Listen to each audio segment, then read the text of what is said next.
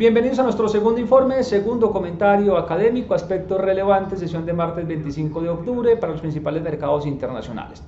El mercado sigue conociendo cifras macroeconómicas. Hoy tenía precio de vivienda, índices de Richmond y confianza del consumidor negativas. Ayer teníamos PMI o índices o gestores de compra, negativos. Y en la medida en que esos resultados macroeconómicos salgan negativos, el mercado va a seguir validando que la Fed seguramente no suba tasas de interés de forma tan drástica o de forma tan rápida. Eso ha venido tomando un poco, de fuerza, y esto explica en parte el rendimiento positivo de las acciones. En la bolsa americana tenemos la siguiente fotografía: Dow Jones 1,07%, el Nasdaq 2,25%, el Standard & Poor's 1,63% y el Russell 2,80% aproximadamente. Y esto es bien interesante, estos cambios de postura, porque yo les he mencionado que a veces es bueno saber dónde está el mercado jugado, o a veces no, siempre es bueno saber dónde el mercado está jugado. No necesariamente donde el mercado está jugado hay un error, pero donde sí exista, los cambios son bastante drásticos. Así que bueno, el mercado está validando, seguramente lo seguirá haciendo, a lo largo de los próximos días, pero si se confirma por parte de la Fed en la reunión de noviembre, el resultado en acciones puede ser generoso y el resultado en bonos puede ser aún más generoso. En especial porque, si ustedes recuerdan, hay una vulnerabilidad o una grieta en el mercado. Bueno, hay varias, que es inflación persistente, largo en dólar, bonos, pero cortos. Los cortos han venido sufriendo bastante en los Estados Unidos.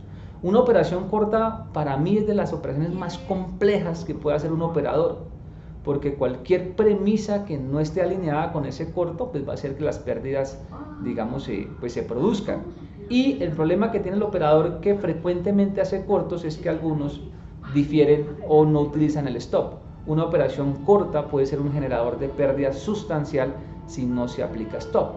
Y en este momento, o desde ya hace varios días y semanas atrás, les he contado que hay un grupo muy grande de cortos, es decir, de gente que está esperando esa dirección, pero sobre todo que está altamente convencida. Es en el convencimiento del mercado en donde existen las grietas. Así que hay un aspecto muy interesante para seguir revisando los Estados Unidos. Ahora, si vamos a petróleo, finaliza sin dirección puntual. Realmente el mercado sigue validando varios eventos, varios asuntos. El Brent termina cayendo 0.10%, se ubica en 91,20, el WTI avanza 0.40%, se ubica en 84,91, y el mercado valora las expectativas de recesión, Fed, pero también pronósticos y temas de demanda. No encuentra el mercado una dirección, la serie es bastante imperfecta, viene vencimiento de contratos, así que es un segmento que por supuesto valido, sigo, pero no es el segmento donde yo creo está el dinero en estos momentos. Ahora, bonos del tesoro se relajaban el día de hoy, y es bien importante esa relajación porque los bonos son el termómetro. Los tramos 7, 10, 20, incluso 30 años se relajaban más del 3%. Si uno vaya a observar el índice de bonos desarrollados, avanza más del 2%, y si uno observa el índice de bonos emergentes, también avanza más del 1%. Ahora, de manera individual, hay muchos bonos de países emergentes que avanzan de manera bastante notoria. Creo que también se hace algo de justicia. Como les he mencionado, a mí me gusta la deuda emergente, no toda, porque deuda emergente también hay deuda que regalada es cara, pero hay países con componentes importantes, con estructuras sólidas, pero que en medio del desorden, el mercado ha valorado los bonos casi peor de lo que sí se valoran otros países. Así que es sano que el mercado haya tenido un tanto más de lógica hoy. El dólar también a nivel global perdía algo de tracción frente a las monedas latinoamericanas. Dólar en la corona checa, lo que era el euro romano, entre otras monedas, recuperaban algo de tracción. En las primas de riesgo también mostraban un comportamiento más relajado. Si volvemos al segmento de hidrocarburos, tenemos la siguiente fotografía. Tenemos a Canacol perdiendo el 2,80% en la bolsa canadiense, 2,08%. En Colombia finalizan 7.670 pesos, cae 0.39%. Un mercado muy limitado en temas de volumen, 150 millones de pesos aproximadamente. Un mercado que, comparado con la jornada previa, disminuye cerca del 89%. Un mercado que sigue validando noticias, porque ayer en Canacol nos mostraba unas noticias en temas de negocios, en temas de inversión y en temas de acciones. Ahí hay un proceso en las acciones que quizás es incompleto. Creo que lo que el mercado requiere más información, o yo personalmente requiero más información. Hay un tema de inversiones que me parece interesante. Todavía no se dan los resultados de una zona de exploración que, como les he mencionado, me gustaría ver, porque eso podría cambiar digamos, nuestra percepción sobre el activo. ¿Cuál es mi percepción sobre el activo actualmente? Que si me pusieran en la baraja Canacol u otra de las compañías que yo estoy comprando o donde también observo oportunidad, prefiero estar en estas. Esa información que está pendiente por darse podría cambiar mi percepción, podría valorar que efectivamente pueda existir una oportunidad de mi estilo. Y eso pues solamente lo va a resolver ese tipo de datos. No puedo adelantarme porque estaría especulando, porque estaría adivinando, así que prefiero comprar más alto si es el caso, pero tener esos datos de manera muy puntual. Pero, y ojo a esto, también la ampliación o claridad sobre uno de los últimos párrafos de ese comunicado ayer en la Superintendencia Financiera de Colombia sobre un proceso en las acciones. Creo que esto es bastante llamativo y creo que necesitamos, o por lo menos yo requiero más información para poder tener un veredicto final. Si vamos a la plaza americana, tenemos a Ecopetrol cayendo 1,07%, se ubica en 9,22, tramos o pivotes entre 9,17 y 9,42 aproximadamente, pivotes que en la parte corta aprovechamos, no hice ningún tipo de intradía, pero en la parte corta, es decir, casi en el rango bajo, hicimos algunas incorporaciones. Hace tiempo habíamos hecho algunos trades en Ecopetrol, así que hicimos algunos testeos, algunas incorporaciones. Ahora, si vamos al mercado colombiano, 2.295 pesos, cae 0,22%, pivotes entre 2.270 y los 2.320 pesos, y el volumen negociado de 13.886 millones, un volumen que disminuye frente a la jornada previa cerca del 17,89%. Digamos que como tal trade, pues, es decir, no vi, digamos, una oportunidad para hacer trade en Colombia, para hacer algún tipo de movimiento rápido, pues simplemente un mercado operando pues en el activo de Ecopetrol pues con muy poca dinámica. Un par de fondos que tendrían que operar hoy pues básicamente no lo hicieron, porque el mercado pues sigue validando comentarios por parte del nuevo gobierno. Creo que por supuesto ahí está el plus. Lo que hemos observado o escuchado hoy del gobierno pues realmente pues deja sin sabores los temas de pensiones que se eliminan de la reforma tributaria. Pues eso no es un favor, realmente no es, ese no es el camino, ese no era el camino. El camino era gravarlas, porque efectivamente esa parte larga que es subsidiada, o esa parte larga que es subsidiada es la que debería pagar, digamos, ingresos. Así que, impuestos, perdón, así que esos fondos pues básicamente siguen a la expectativa, por ende pues el volumen fue bastante limitado el día de hoy, y en Ecopetrol pues realmente, repito, muy poco trade, muy poca gestión, por lo menos para mi estilo. Ahora, si vamos a ver el resultado del índice MSCI Colcap, tenemos un avance 1,12% en las 1.209,2 unidades, pero resalto que se da en el último minuto en lo que llaman la subasta de cierre, que en teoría es algo, podría uno explicar que es algo más de justicia, se recupera más o menos el 38 o 40% del castigo de ayer, pero es que el castigo de ayer también fue injustificado. Bueno, tiene digamos una cadena de acontecimientos que básicamente son los temas de apalancamiento, que he venido mencionando no se apalanque. Y esto lo he venido mencionando porque es uno de los correos más habituales durante esta época. Durante esta época es, ¿me apalanco sí o no? ¿Y qué valoras de PI? Esos son los correos más comunes por estos días. Y yo creo que en los dos ya ha dado bastante información. Lo más curioso de estos temas es que muchas veces quienes deberían dar una opinión a las familias ni aparecen, pero las familias son felices trabajando con ese público. Ese es un tema de diligencia y es un tema de tomar medidas en el momento indicado. Pero bueno, digamos que son cosas que no son nuevas, cosas que siempre pasan en el mercado. Y bueno, aspectos relacionados. Así que en la subasta, pues básicamente el mercado premió algunos activos y por ende pues el mercado tiene esa mejora. Un volumen de 46.370 millones de pesos aproximadamente, una disminución en dinámica del 12,37%. Un mercado que precisamente es premiado por Bancolombia, que pues en la subasta tiene un incremento adicional. La Bancolombia ordinaria termina 5,25% al alza, 34.500 pesos. Semargos avanzando 3,23 a 3.100 pesos y Grupo Bolívar avanzando 3,09 a 56.700 pesos aproximadamente. La parte negativa, Villas cae a 5,88 a 3.200 pesos. Sin dividendo, Grupo Energía cae 3,70 a 1.560 pesos y el H. Colset cayendo 2,95% a 11.760 pesos aproximadamente.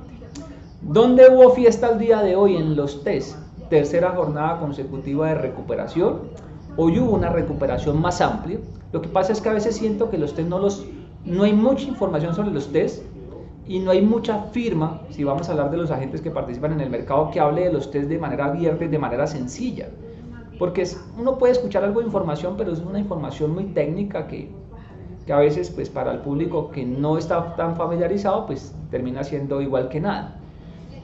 Así que bueno, los TES, los bonos del gobierno, tienen un comportamiento positivo. Los 24 avanzan 47 básicos, los 25 61 básicos y los 26 75 puntos básicos. Y muchos de ellos acumulan hasta 3 jornadas consecutivas.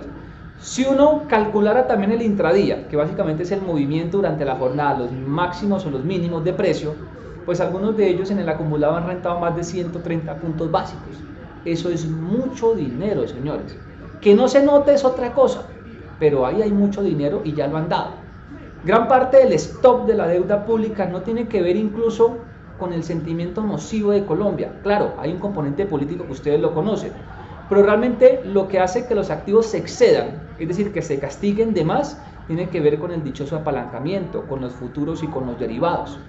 Hay mucha gente que a veces piensa en la recompensa de los productos, sobre todo la gente que opera derivados y futuros, sobre todo que los opera en este momento, porque en otro momento podría o no, digamos, darse esa oportunidad. Pero a veces la gente no calcula los daños exponenciales que tiene una variación nociva en precio, un brinco en precio en el llamado a garantías. Cuando usted pide el dinero prestado, le monta en el futuro, todo es felicidad, no hay problema. Pero cuando el mercado empieza a variar, cuando hay rotaciones de precios, cuando hay caídas o ajustes de brincos que terminan ajustando los precios, el llamado a garantía se convierte en una pesadilla para el público. Yo he tenido muchas veces que dar una opinión a muchas familias que están apalancadas y que incluso en la gestión de repos uno observa una mala diligencia. Repos que por ejemplo ponen a un plazo fijo, que no los colocan con reliquidación, por ejemplo.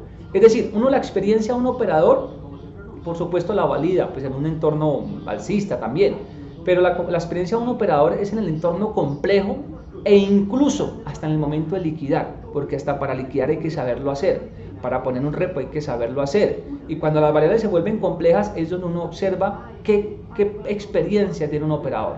Y en el apalancamiento yo veo muchas veces la inexperiencia, y muchas familias han terminado perdiendo dinero que no deberían haber perdido precisamente por eso, porque no se sabe gestionar el apalancamiento, porque les ofrecen un apalancamiento de más, porque el público solamente ve los beneficios pero jamás ve las consecuencias. Y en este negocio hay que confiar en lo que uno sabe, por supuesto, en los modelos que uno tiene, pero prepararse incluso para eventos complejos. Y aún así, muchas veces uno termina desvalorizado. Pero bueno, en el tema de apalancamiento yo sí les sugiero que por ahí no sea, no por ahora, ya más adelante cuando la serie tenga más calidad en algunos tramos, pues uno puede contemplarlo, pero por ahora digamos no es la idea. Y en dólar, un dólar que termina en 4.975 pesos, un dólar que probó los 4.990, que fue el cierre de ayer, se fue a 4.916, mucho operador se acortó ahí. El operador de dólar tiene las dos vías, corto y largo, o sea, comprado y vendido, porque mucho operador de dólar pues lo que hace es operar con la posición propia, es decir, con los recursos de su agente, de su entidad, banco, comisionista, etcétera.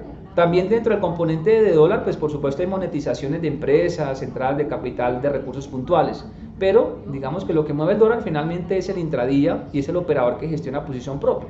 Pues bien, a 4.916 y 4.930, pues muchos cortos se dieron en dólar. Esos cortos esperaban la ruptura a la baja de los 4.900, no se da, y esos cortos pues tienen que irse a cerrar el mercado y por eso pues el dólar termina pues en esta parte alta. Por supuesto también un público preparándose para algunos escenarios fundamentales, y los 5.000 que creo pues están en la mira del público, esa parte psicológica que está, ese nivel de 5.000 que sigue en la parte del público. Yo realmente lo veo desde la barrera. Realmente no tengo ningún tipo de interacción en dólar. Tengo compañías que ganan en dólares, que es una cobertura distinta y para mí un poco más controlable. Y en dólar lo que veo es simplemente un mercado muy convencido, muy inclinado y que para mí, repito, simplemente me previene o prefiero ver desde la barrera. Ahora en la parte internacional, dos asignaciones, pero como tal ganancias no, simplemente acomodando parte de lo que perdíamos ayer. Ayer terminamos con una desvalorización del 2%, así que intentábamos promediar esa posición y hacíamos otra asignación que fue pues la parte de Ecopetrol que les conté hace un momento, pero realmente no hice mayor interacción, no hice mayor movimiento, tenía algunas puntas en pantalla, pero pues el mercado no me testeó, ahí no hay nada que hacer. Veremos el mercado cómo valora los resultados de Google, que ya pues la acción va cayendo el 5, pero como referente no sé cómo lo valide el mercado en la jornada próxima, y eventualmente también como los de Microsoft, entre otras compañías, se siguen gestionando o valorando. Así que bueno, estos datos fueron los más importantes del día. Nos veremos mañana con nuestros dos informes: Avanza Colombia en la primera parte del día y el cierre de mercados globales con opiniones, comentarios, realidades de la gestión de capital en mercados financieros. Para Data IFX les habló Diego Franco.